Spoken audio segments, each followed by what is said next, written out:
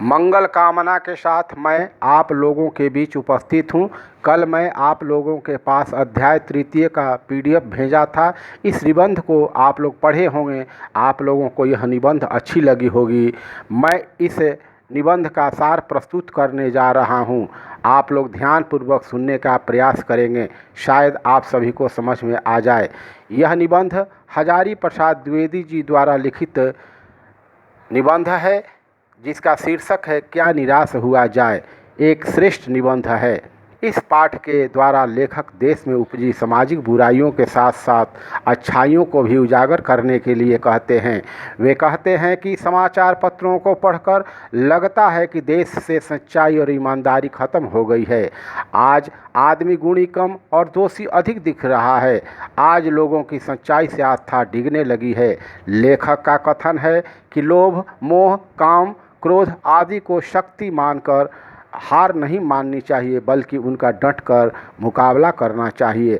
आगे वे कहते हैं कि हमें किसी की हाथ की कठपुतली नहीं बनना चाहिए। कानून और धर्म अलग अलग हैं, परंतु कुछ लोग कानून को धर्म से बड़ा मानते हैं।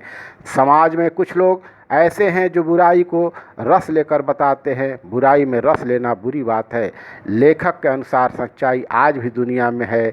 इसके कई उदाहरण उन्होंने पाठ के माध्यम से दिया है। उदाहरण के द्वारा बताया गया है कि लेखक कहीं रेलगाड़ी से जा रहे थे। लेखक ने टिकट लेते समय 10 रुपये के बदले 100 रुपये टिकट बाबू को देकर चले जाते हैं, लेकिन टिकट बाबू को पैसा वापस करने की बेचैनी हो जाती है और टिकट बाबू खोजते खोजते लेखक को 90 रुपये वापस कर देते हैं। टिकट बाबू चाहते तो 90 रुपये रख सकते थे, क्योंकि लेखक को याद नहीं था, लेकिन टिकट बाबू एक सच्चा और ईमानदार व्यक्ति थे। ठीक उसी प्रकार बस सफ़र वाली घटना भी आप लोगों ने पढ़ा होगा, जिसमें बस बीच रास्ते में ही ख़राब हो जाती है और कंडक्टर साइकिल से बिना बताए कहीं जाने लगता है और लोग तरह तरह की बात करने लगते हैं। कोई कहता है कि ये लोग जानबूझकर बस खराब होने का बहाना बनाकर यात्री को लुटवाने का काम करते हैं, तो कोई कुछ कहता है।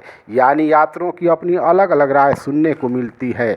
उसी बीच कुछ लोग ड्राइवर को मारने पीटने की योजना बनाने लगते हैं और बेचारा ड्राइवर डर से कांपने लगता है। इसी बीच कंडक्टर तेज़ी में एक खाली बस लिए हुए आ जाता है, तब लोगों को विश्वास होता है। लेखक का कथन है कि आज भी हमारे देश में सच्चाई और ईमानदारी है। धन्यवाद।